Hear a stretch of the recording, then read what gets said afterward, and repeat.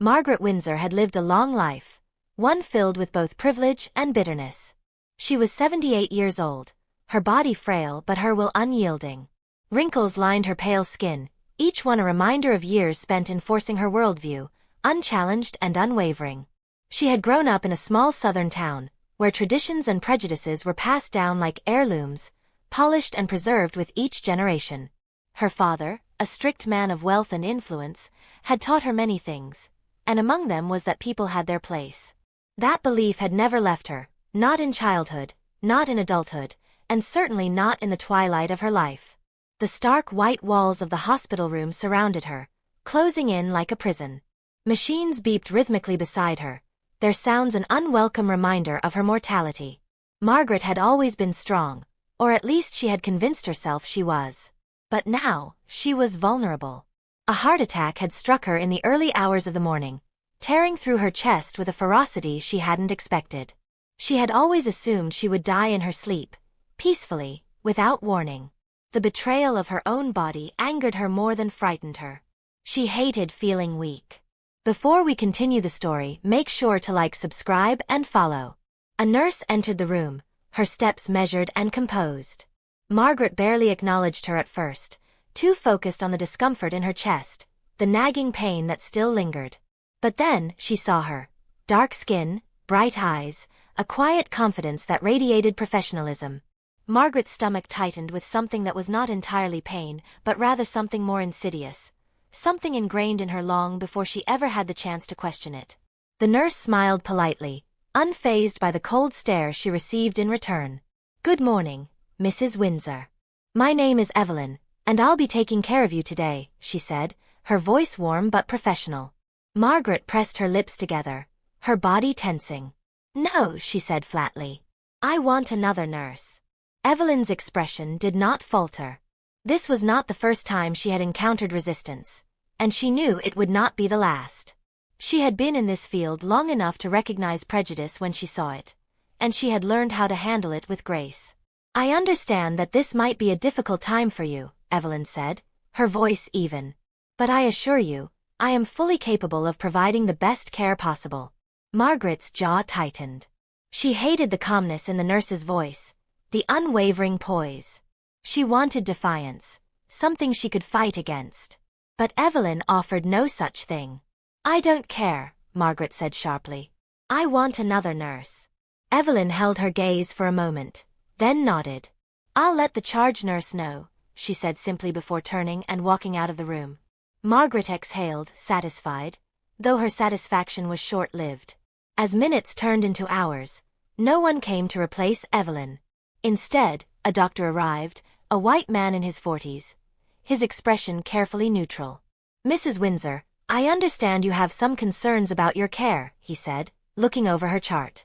"I want a different nurse," Margaret repeated, her voice laced with irritation. The doctor sighed. "I'm afraid that won't be possible. We're currently understaffed, and Evelyn is one of our best nurses. She's fully qualified to take care of you." Margaret's fingers curled into the thin hospital blanket. "I don't want her," she said, her voice rising. "Get someone else." The doctor lowered the clipboard. "Mrs. Windsor, this hospital does not tolerate discrimination. Evelyn is your assigned nurse, and she will continue to provide your care." Margaret's mouth opened, ready to argue, but the doctor had already turned to leave. She was left alone, stewing in her own anger, her chest tightening not just from the pain but from the helplessness that accompanied it. Time passed slowly. The beeping of the machines became unbearable. Then, Evelyn returned. She said nothing about their earlier interaction. Instead, she moved with quiet efficiency, checking Margaret's vitals, adjusting her for.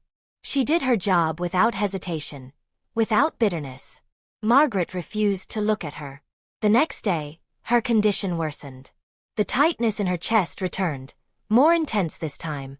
Sweat broke out on her forehead as she gasped for breath, panic rising. She pressed the call button frantically, her fingers trembling. Evelyn arrived within seconds, her movements swift and precise. She checked the monitors, her brow furrowing. "Mrs. Windsor, your blood pressure is dropping. I need to administer medication." Margaret barely heard her. The pain was unbearable, like a weight pressing down on her ribs, crushing her. But when she saw the syringe in Evelyn's hands, she recoiled. "No," she gasped. "Get someone else." Evelyn's expression didn't change. "Mrs. Windsor, you need this now. There isn't time to wait for another nurse." Margaret shook her head, her breath shallow. I won't let you." Evelyn didn't argue. Instead, she stepped back. "If you refuse treatment, I need you to sign a form acknowledging that you are rejecting medical care against medical advice." Margaret's vision blurred. The room spun. The edges of her consciousness darkened. But still, her pride remained. She would rather suffer than let this woman be the one to save her. Then, the darkness took over. When Margaret woke, the first thing she saw was Evelyn. She was sitting by the bed, clipboard in hand, writing something down. "You had a second heart attack," Evelyn said without looking up. "You lost consciousness before you could refuse treatment." Margaret swallowed, her throat dry. She said nothing. For the first time, Evelyn set the clipboard down and met her gaze. "You almost died, Mrs. Windsor." Margaret turned her head away. Silence stretched between them. "You don't have to like me," Evelyn continued, her tone softer now. "But you should ask yourself, what has your hate done for you? Did it save you? Did it make you stronger?" Margaret squeezed her eyes shut. "You think refusing my help makes you powerful," Evelyn said, standing. "But power is knowing when to accept help. It's knowing when to change." Margaret listened, but she didn't respond. Evelyn left the room. Days passed. Margaret recovered slowly, but something inside her had shifted. She thought about Evelyn's words often, more than she wanted to. She thought about the moment she had lost consciousness, about how close she had come to dying alone, clinging to a belief that had given her nothing in return. When Evelyn entered the room one afternoon, Margaret finally looked at her, really looked at her. And for the first time, she saw more than just the color of her skin. She saw the woman who had saved her life. The words were difficult, foreign on her tongue, but she forced them out. "Thank you." Evelyn paused, then nodded. "You're welcome, Mrs. Windsor." She didn't linger. She had other patients to tend to. Margaret watched her go, a strange weight lifting from her chest, lighter than anything she had felt in years. This story made you think, feel, or reflect. Imagine what's coming next. Hit that follow button.